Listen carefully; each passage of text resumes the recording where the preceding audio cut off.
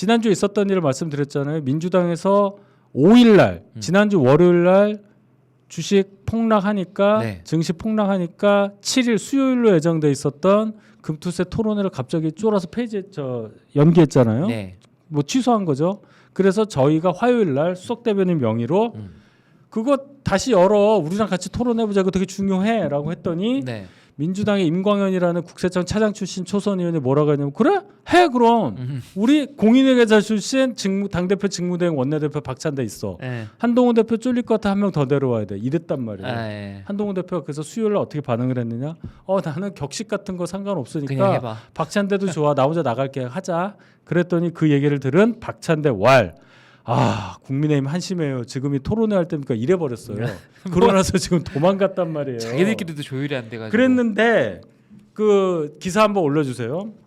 민주당 내에도 저희하고 똑같은 생각하는 사람이 있어요. 그 과천 의왕의 이소영 의원이거든요. 저분 이제 변호사 출신 재선 의원인데 이분이 뭐라고 그랬냐면 금투세 관련해서 네. 이거 그냥 이렇게 그냥 해야 된다고 가면 안 된다 하면서 뭐라고 했냐면 이분 나름대로 제가 방송한 적이 있는데 굉장히 스마트해요. 예, 스마트하시죠. 장기 투자율을 보면서 얘기를 한 거예요. 미국의 장기 투자율은 뭘 기준으로 하는지 모르겠어요. 12%가 넘는데 한국 증시는 마이너스 7%다. 그런데 1년 단위로 해서 수익을 얻었을 때 이익을 얻었을 때는 세금을 걷고 네.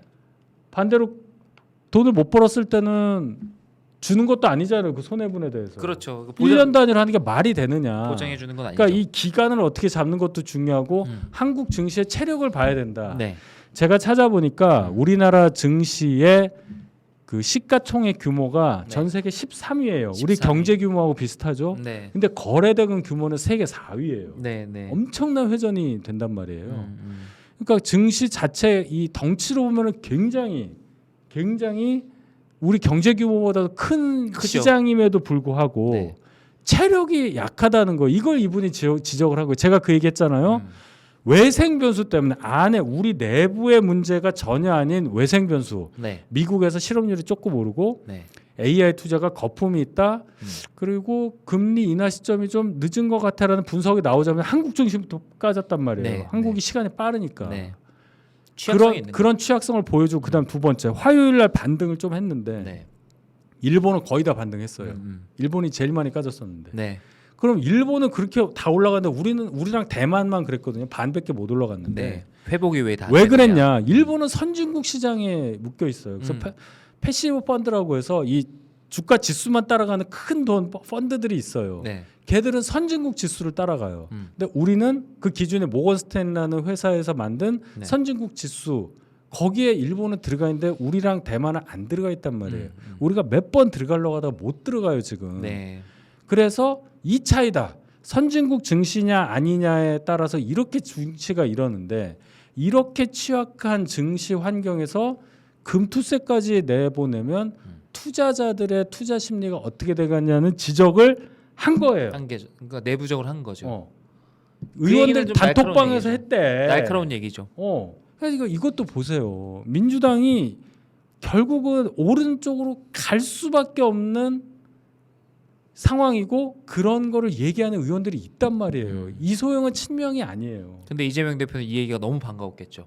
그렇게 생각하지 저는 이재명이 끝에 할 것 같지는 않아요. 이렇게 할 것 같진 않다. 어떻게 봐요? 그러니까 지금 금투세를 어쨌든 간에 추진할 거다. 이재명 대표는 그렇게 보시는 거예요? 애매하게 넘어갈 것 같아요. 애매하게. 진정으로 원하는 게 아니기 때문에.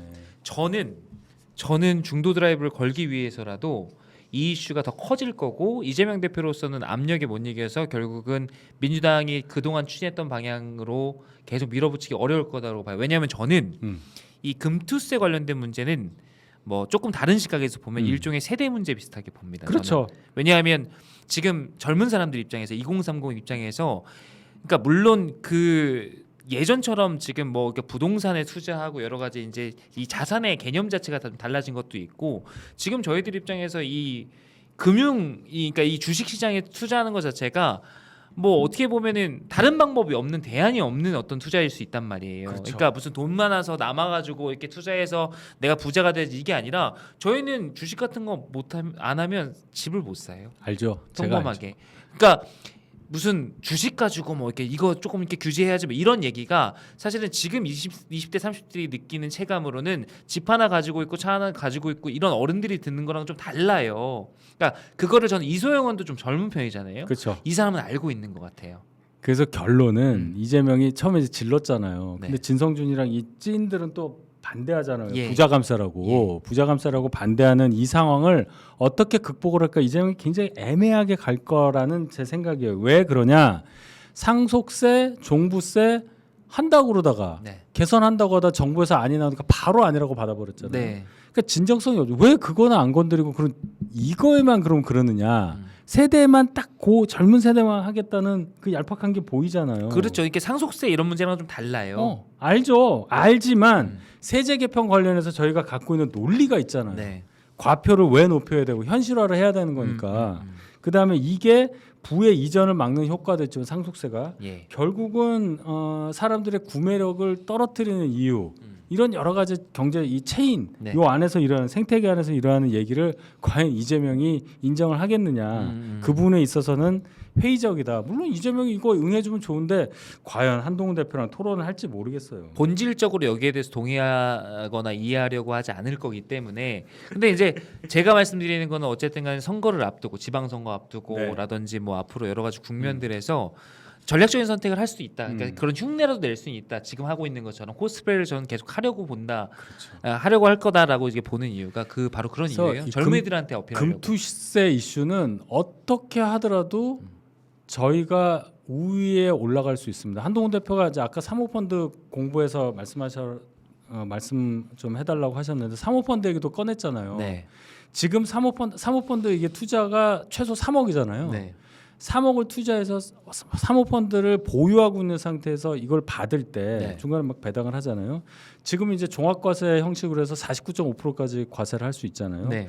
근데 만약에 사모펀드가 이제 청산을 한다. 그러면 지금 룰대로라면은 이것도 종합과세인데 네.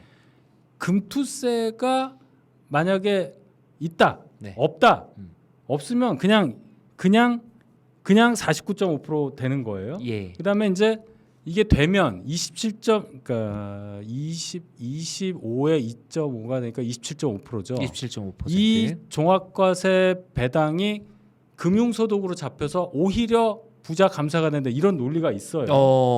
그렇게 볼 수 그 얘기까지도 이제 한동훈 대표가 한 거예요. 그러니까 금투세하면 안 된다는 얘기.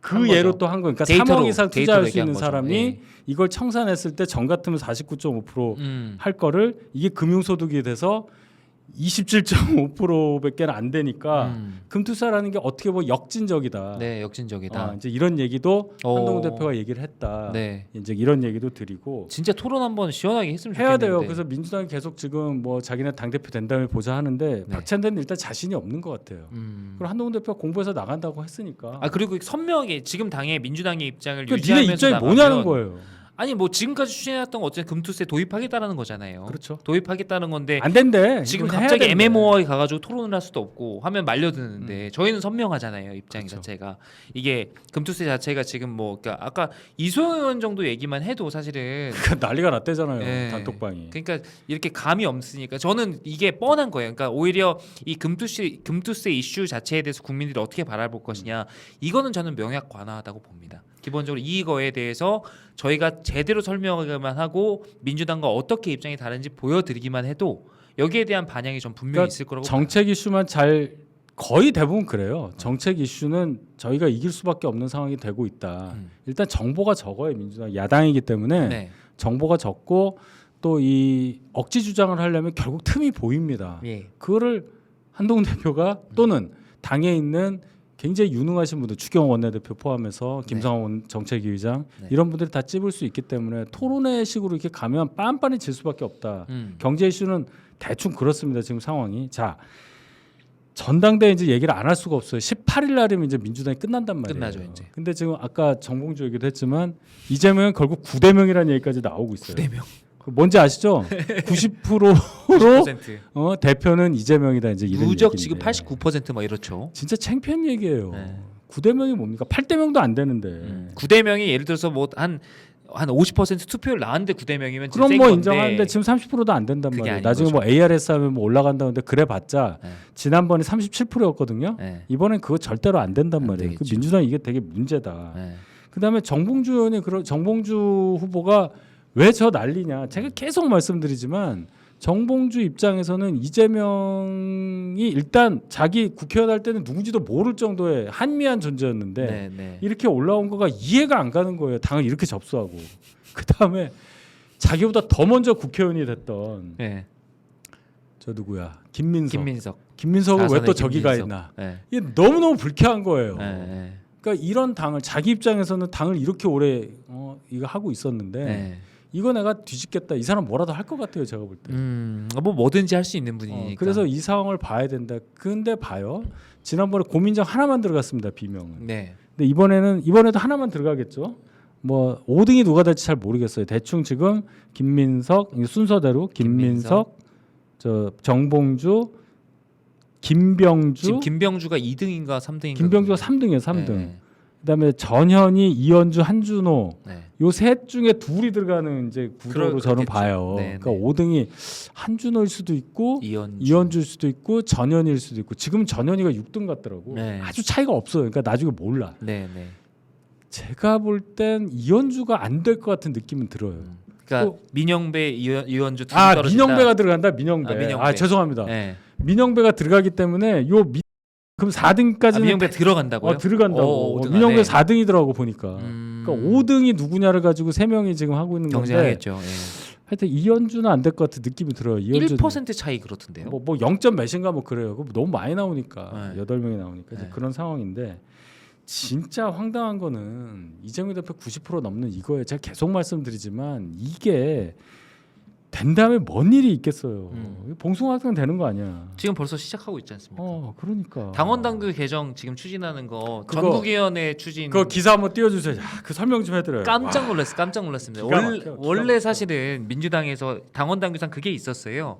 공천이 아니라 경선을 시켜주면 저희가 공천하는 방식이 여러 개가 있지 않습니까? 뭐 네. 단수 공천 있고 전략 공천 있고 경선을 할 수도 있고 한데 예전 당원당규에는 경선에 졌음에도 불구하고 탈당을 하거나 아니면 무소속으로 출마를 해서 당의 선거에서 해악을 끼치면 징계를 할 수 있도록 되어 있습니다. 그 정도는 해야 징계를 하는 거지. 그러니까 확실하게 뭔가 진짜 해당 행위를 한 사람들을 해당 처벌하는 행위를 거죠. 실제적으로 했어야지. 근데 지금 전국위에서 그러니까 쟤는 중앙이라 그러나 정국이라 하는데 거기서 지금 이 변경을 하려고 하는 내용은 경선에 가서가 아니라 그 전 단계인 공천, 그러니까 공천 전반적인 공천에 대해서 뭔가 당에서 결정을 내는 거에 대해서 반박하거나 공개적으로 뭔가 거기에 대해서 불편하게 만들거나 하면 이틀막이네 이틀막. 그러면 처벌하겠다라는 겁니다. 그게 10년 동안 공천 안 주겠다는 얘기예요. 10년 동안 공천 안 주겠다. 이게 뭐예요 이게? 지방선거 다음 지방선거 때 완전히 갈아치울 건데 찍소리 내면 죽여버리겠다 이 얘기. 그렇죠. 그러니까 그러니까. 2기 지도부가 지금 이재명 2기 지도부가 완전히 그립을 주겠다라는 거고 거기다가 저는 여기에 더해서 더 심각한 건 뭐냐면 이건 당원당규 개정안이잖아요. 그거 말고 1기 지도부에 있던 이 최고위원들을 자문위원 형식으로 2기 지도부에 또 참여시키는 방식을 지금 검토하고 있답니다. 아 그럼 정청래 막 이런 사람들? 다 자문위원으로 해서 1기 지도부의 결정에 뭔가 도움을 줄 수 있게끔 제도하는 것까지 같이 만져. 그러니까 이게 다 똑같아요 지금 그러니까 흐름이. 엄청 불안하구나 이재명은. 그러니까 모든 할 수 있는 본인 권한을 할 수 있는 모든 걸 다 하려고 합니다. 그냥 지금. 2중, 3중, 4중 자물쇠 걸고 또 뭐 걸고 체인 감고 계속 그러는 거예요. 그러니까 지금 이 금투세 관련된 것도 그러니까 이런 중도 뭔가 이재명이 드라이브를 걸려고 할 때 안에서 불협화음이 나오거나 잡음이 나오거나 이런 부분에 대해서 계속 걱정하고 있는 거죠. 그러니까 참 그러니까 지금 그러니까 말씀대로 90%가 넘게 나오는데 90%가 나오는 당 대표가 이런 짓을 한단 말이에요. 무서울 게 뭐가 있어 갖고 이렇게 하겠습니까? 야, 그러니까 저는 이 최근에 지금 민주당에서 하고 있는 짓을 보면서 음. 윤희석 대변인께서 항상 하시는 말씀에 일리가 있구나라는 생각을 하는 거예요. 어. 실제로 안에서 돌아가는 건 밖에서 보는 거랑 아, 다르구나. 그렇다니까요. 아. 지금 어목하니까 말을 못 하는 거지. 제도적으로 지금 뭐 예, 막는 안에서는 부글부글 하고 있는데 그래서 제가 이제 앞에 얘기로 들어가면 김경수 복권이 주는 민주당 내 파장이 클 수밖에 없다고 저는 분석을 하는데 이제 민주당이 잘 뭉친다는 그런 것에 대한 경계를 해야 되니까 네. 그거는 좀 지켜볼 필요가 있다. 이제 여기까지만 제가 말씀을 드리고 민주당 상황이 이렇게 복잡하다. 네. 그래서 뭐 영수회담도 하자 뭐 하자 뭐 3차 뭐 최상병 특검 내고 하는데 안 됩니다. 결국은 뭐 이제 헌재 뭐 마비시킨다고 또 그러는데 그래가지고 지지를 받을 수 있겠어요. 일단 보시죠. 17일 날 끝나고 나면 하여간 진짜 골 때리는 일들 많이 벌어질 것 그러니까요. 같습니다.